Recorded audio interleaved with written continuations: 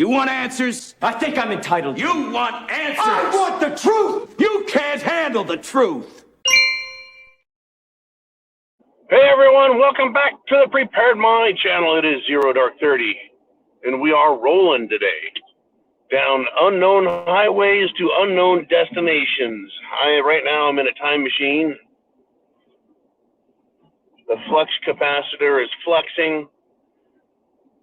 Behind is the past. Right now is the present.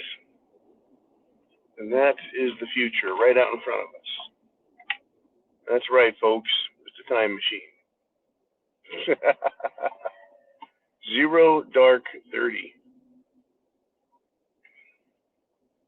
So, big question to ask is, when is enough enough? Really, when's enough enough?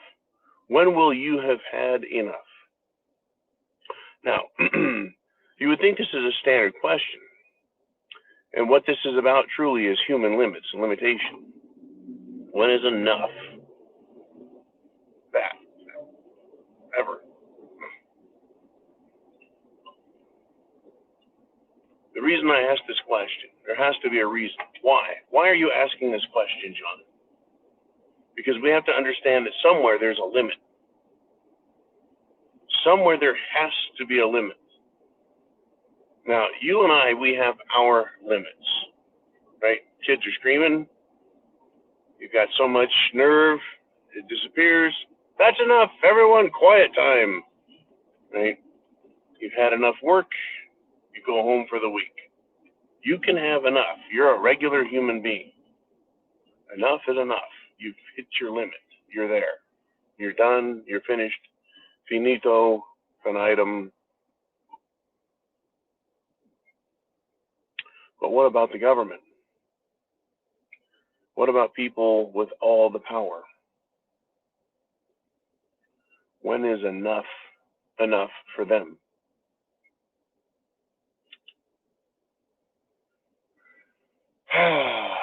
It doesn't seem that they have a limit. Now, there was an interesting scene in a movie once, and I'm going to describe it to you. And when I saw the scene, it bothered me a lot. And this is nothing the kids can't hear. It was a Sylvester Stallone movie called Lockup. It starred him. He was the protagonist, and the antagonist was Donald Sutherland, who was the warden of the prison. Stallone was a prisoner. And when he was first brought to the prison, their adversaries, he and the warden, and they put him in a chamber. They put Stallone in a chamber.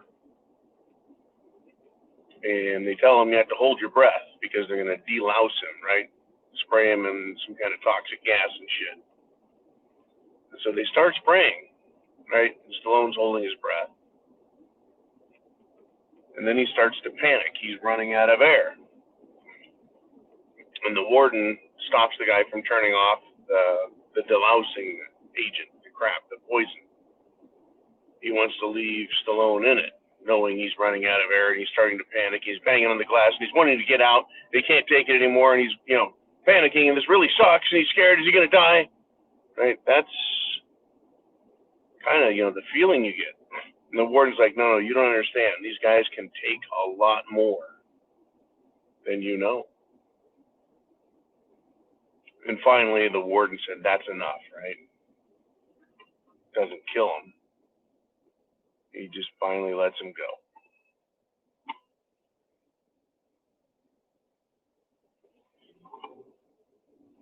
How much is enough?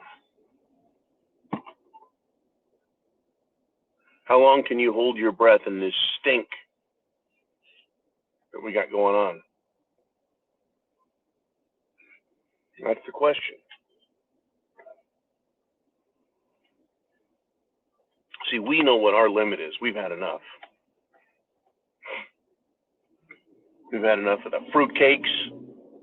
We've had enough of them destroying our military, pissing on our flag, tearing our Constitution up. We've had enough of their taxes and their spending, their fucking lies. We've had enough of all that shit. We're full. We want justice. Our legal system is crap. We want our city straightened out. Right? We want our food returned to us. We want our money returned to us. We're sick and tired of government, all the lying bullshit, all the McCarthy crap, all the McConnell crap, all of the Pelosi crap. We've had enough. We're done. Right? That's the attitude. What's the government attitude? Right? What's the warden's attitude? No, don't turn it off yet. They can take more. They can take more.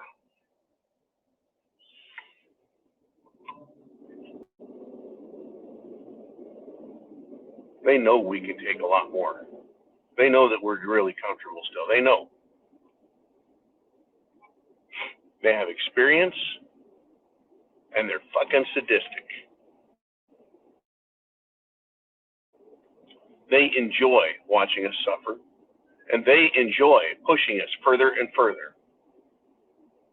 Now, you know, I have not been one to hide from the facts, from what is known as truth.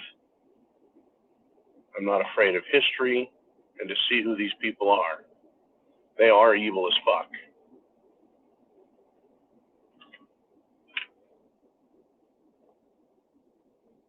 I'll give you a little bit more of their history. Throughout time, folks, throughout time, world leaders, talking European leaders, folks, but the same, I'm certain, applies for any other place. And I'll explain briefly. The leaders of Europe, they would have too many people, not enough food. They would have too many people, and the people would start to get out of hand. The leaders would start to feel threatened. Their military wouldn't be big enough. Their lords were losing control of the land. And what would they do? They would communicate with their cousins. That's right, their cousins, their family, their brethren, literally their brethren, and have them killed. Have them killed.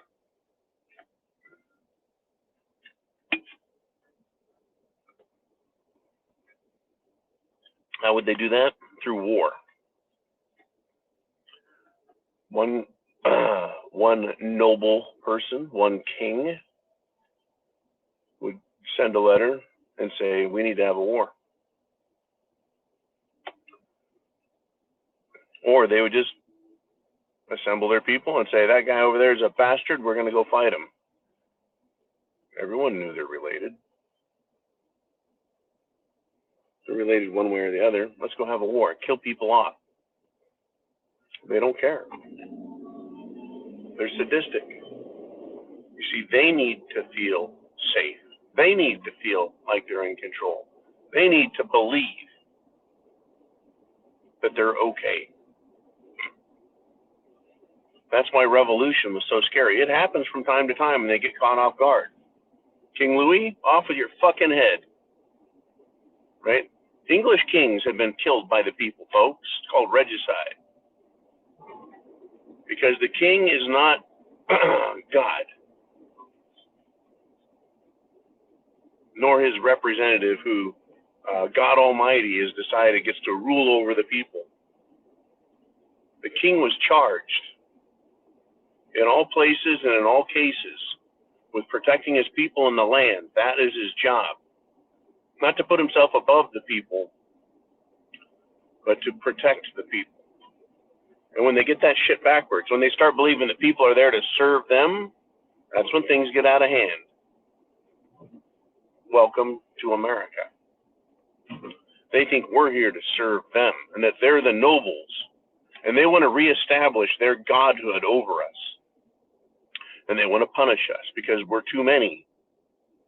We are out of hand. They realize we could revolt. We have the tools and the understanding. So they need to dumb us down. They need to poison us. They need to attack us. They need to kill us off. They need to terrorize us. They need to scare us. They haven't had nearly enough, folks. Enough sadism, enough perversion.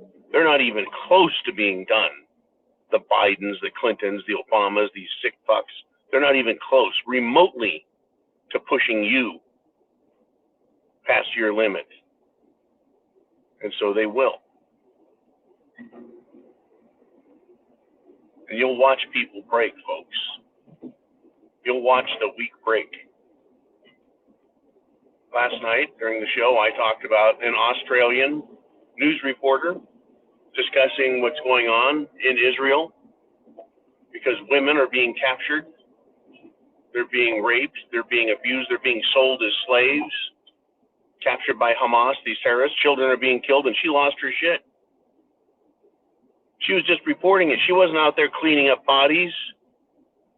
It wasn't her family. But people are people. They have different breaking points.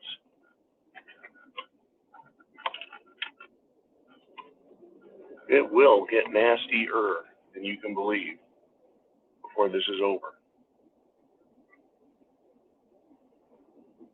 There's only one way for you to guarantee you have a chance. You can't guarantee survival. You can't guarantee victory, but you can guarantee a chance, right? And that's kind of like the lotto. Only the odds are better surviving. If you don't play the lotto, you can't win the lotto. Your odds are low, but you can't win. Now, when it comes to surviving and prepping, you can't survive. You can't get through this. You can't defeat the enemy unless you play the game. And playing the game means getting prepared and staying informed. The prepared mind. Now, unlike the lotto, the odds are a whole lot higher that you're going to win. And for me, I have my version of winning. And it doesn't mean that I'm King John or I'm in Washington, D.C. It means I get to live freely. That's the win. And that I help others do the same. That's the win. I want America and our republic fully restored. That's the win. For them, their win is to destroy it and absolutely take it away. That's the war, folks. That's what's in front of us. They're not even close to giving up. You can take Joe Biden. You can provide all the evidence of his treason. You can impeach that old pile of shit. Where's all the impeachment talk? It should be happening right now, not because, it's the right thing to do. It's because, damn it, it should be done. It's the right thing to do. In fact, the reason this is going on in Israel is because of Joe Biden. That's right, folks. What is happening right now with Gaza, right? The Palestinians in Gaza and Israel is because of Joe Biden. It's his fault. It is absolutely his fault. He has caused it, either intentionally or through neglect. He's caused it.